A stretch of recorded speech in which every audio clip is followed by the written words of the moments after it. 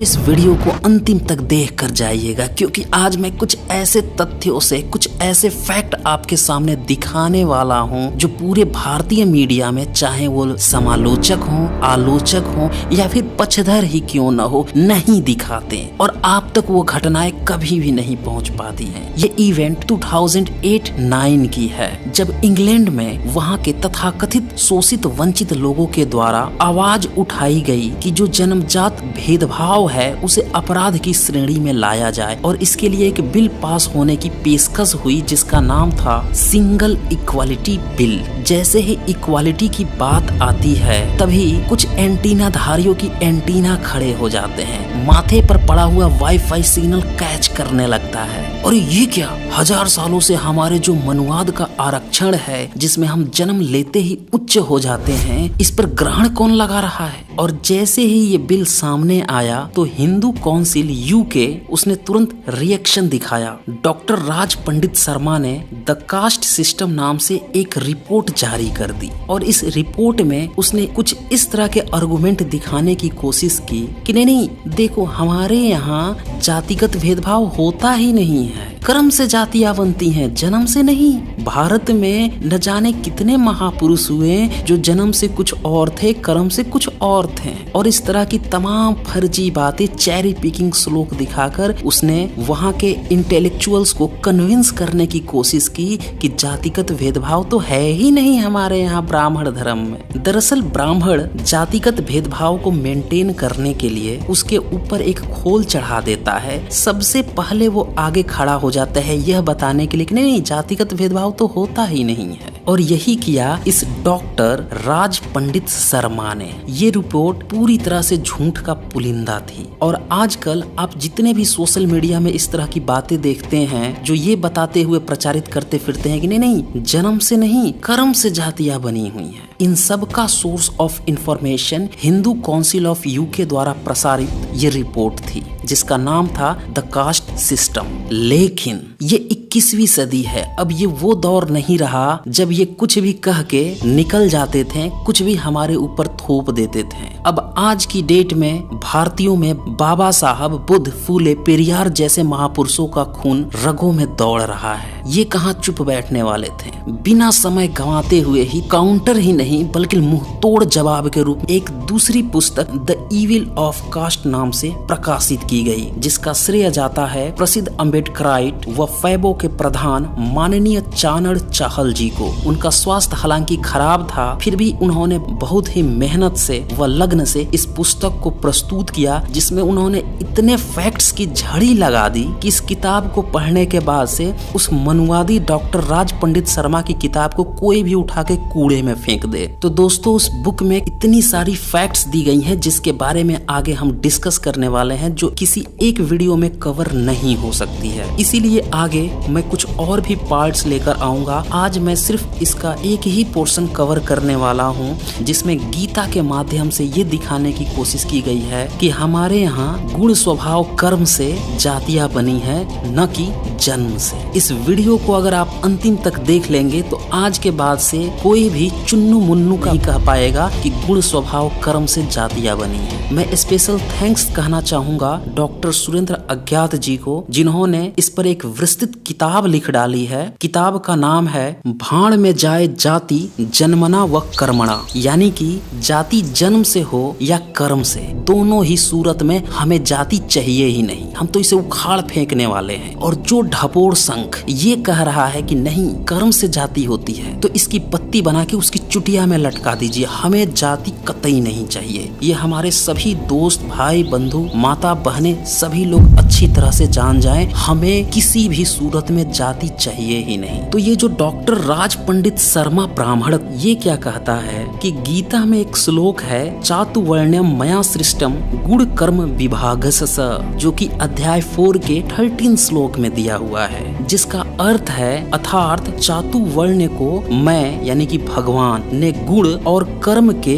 विभागानुसार बनाया है। अब ये श्लोक अपने आप में ही गलत है। दुनिया में 263 देश हैं। अब एक आध घट बढ़ गए हों तो वो आप चेक कर लीजिएगा, परंतु भारत और नेपाल को छोड़कर कहीं भी यह चातु वर्ण यानी 4 तरह की जाति जिसे ये वर्ण भी कहते हैं नहीं है। सवाल ये है कि गीता का लेखक झूठ क्यों बोल रहा है? भगवान ने जाति पाति वर्ण बनाया? कहाँ बनाया? किस देश में बनाया? अरे पूरी दुनिया में सियार, बिल्ली, पेड़ पौधे पाए जाते हैं, इंसान पाया जाता है, लेकिन चातु वर्ण पूरी दुनिया में क्यों नहीं है? अगर किसी भगवान ने इसे बनाया तो सीधी सी बात है, गीता का लेखक झूठा, मक्कार, धूर्त, मूर्ख, ढपोर संख, हरामखोर, लंपट, कूप मंडूक था जो भारत से बाहर कभी गया ही नहीं। अरे अपने बिल से बाहर कभी नहीं निकला होगा। लेकिन ये डॉक्टर पंडित शर्मा तो विदेश में बैठकर किताब लिख रहा है। खुद ही जाति से निकाला जाता अगर ये आज से 100 साल पहले होता तो,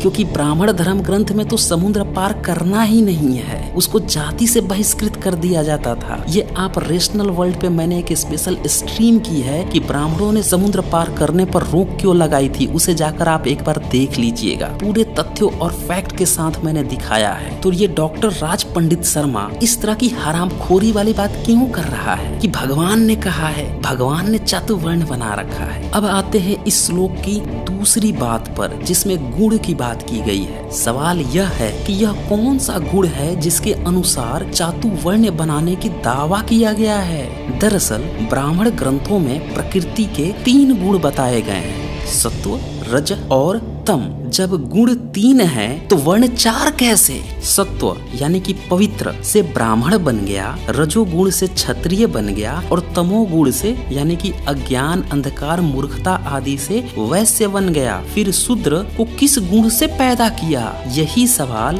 बौद्ध अनुयायियों ने 9th सेंचुरी में शंकर से किया था जब वो डिबेट के लिए इन्हें ललकार रहा था। जैसे ही बौद्धों ने ये सवाल दागा, शंकर की तो जैसे चड्डी गीली हो गई, तुरंत ही डिबेट छोड़कर भाग खड़ा हुआ। ऐसा भागा कि फिर कुछ दिन तक घर से ही बाहर नहीं निकला। कुछ दिन बाद जब उसे लगा कि उसका अद्वैत का सिद्धांत तो पूरी तरह से टाय फिस हो जाएगा, तब उसने लीपापोती करते हुए एक नया गेम खेला। अब वो क्या प्रचारित करने लगा कि सत्व से ब्राह्मण, गौण सत्व तथा प्रधान रज से क्षत्रिय, गौण तम प्रधान रज से वैश्य और गौण रज प्रधान तम से शूद्र उत्पन्न हुआ।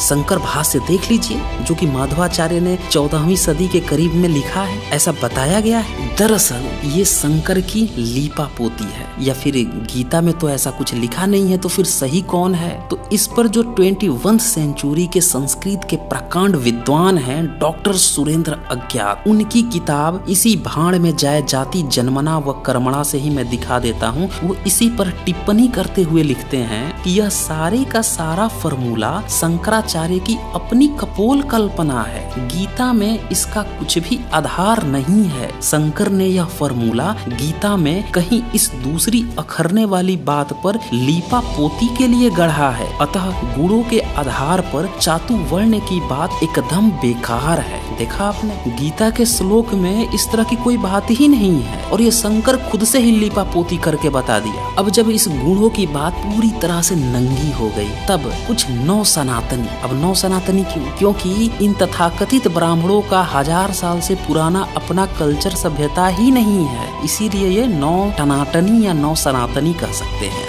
और एक और चुन्नू मुन्नू नुन्नू टाइप के एक आए हुए हैं जिनका नाम है इस्कॉन। इनका इतिहास तो 50, 60, 70 साल भी पुराना नहीं है। तो ये नुन्नू टाइप के लोग क्या प्रचारित कर रहे हैं कि चातुवर्ण हर व्यक्ति के व्यक्तिगत गुणों के आधार पर, जैसे बहादुरी के गुण वाले को क्षत्रिय आदि बनाया गया था। अब ये क्लेम भी सरासर धूर्तता है, पूरी तरह से गलत है। सवाल ये है कि बहादुरी के कारण क्षत्रिय और ज्ञान के कारण ब्राह्मण बनना होता तो जो गीता महाभारत के आधार पर बुनी गई है, उसी महाभारत में गीता का तथाकथित विद्वान कृष्ण आज ब्राह्मण कहा जाता। पर क्या आज कोई कृष्ण को ब्राह्मण कहता है? नहीं ना। और द्रोणाचार्य और अश्वत्थामा का भी आपने नाम सुना होगा। इन दोनों को ब्राह्मण कहा जाता है या क्षत्रिय? इन दोनों को तो क्षत्रिय कहा जाना चाहिए था, लेकिन आज भी ये ब्राह्मण ही कहे जाते हैं। तो इससे साफ साफ पता चलता है कि चुन्नू मुन्नू या उनके भाई नुन्नू कुछ भी कह लें,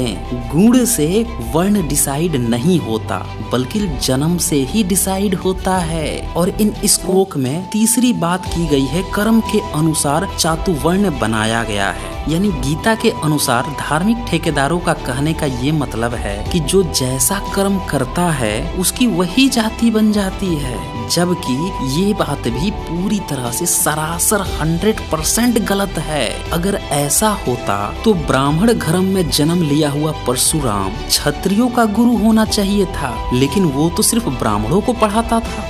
ब्राह्मण जैसा गीता प्रवचन करने वाला कृष्ण भी क्षत्रिय न होकर ब्राह्मण कहा जाता, द्रोणाचार्य ब्राह्मण न होकर क्षत्रिय कहलाता और कर्ण एकलव्य शूद्र न होकर क्षत्रिय बन जाते, लेकिन आज भी ये शूद्र ही है। अतः पंडित शर्मा ने जिस गीता श्लोक का उदाहरण देकर ये साबित करने की कोशिश की कि जाति वर्ण कर्म से होता है, ये उनका सिगुफा भी पूरी तरह से टाए फिस हो गया। दरअसल इस घटना से ये भी पता चलता है कि ब्राह्मण अपने मनुवादी आरक्षण को बरकरार रखने के लिए किसी भी निचले स्तर तक भी गिरकर झूठ बोलते हैं। जिन विदेशों में बैठकर वहाँ का इनको सेकुलरिज्म पसंद आता है, वहीं पे जैसे ही इक्वालिटी की बात आती है तो फिर इनका एंटीना खड़ा हो जाता है कि अरे शूद्रों को अधिकार कैसे मिल रहा है, वो हमारे बराबर कैसे हो जाएंगे। अंग्रेजों के ये तलवे चाट सकते हैं, विदेशियों के तलवे चाट सकते हैं, लेकिन जैसे ही जन्मजात भेदभाव को अपराध बनाने की बात आती है, तैसे ही इनका मनुवादी कटोरा सामने आ जाता है। और भी काल्पनिक और प्रत्यक्ष महापुरुष जिनके बारे में इस डॉक्टर राज पंडित शर्मा ने इस तरह से झूठ बोला कि इन लोगों ने अपनी जाति और वर्ण बदल लिए थे, इसकी पूरी तरह से फैक्ट चेकिंग करके आपके सामने दिखाऊंगा कि किस तरह से ये लोग झूठा मनुवादी प्रचार फैलाते हैं विदेशों में बैठकर। तो दोस्तों, ये वीडियो अगर आपको पसंद आई है तो इसको शेयर कर दीजिए।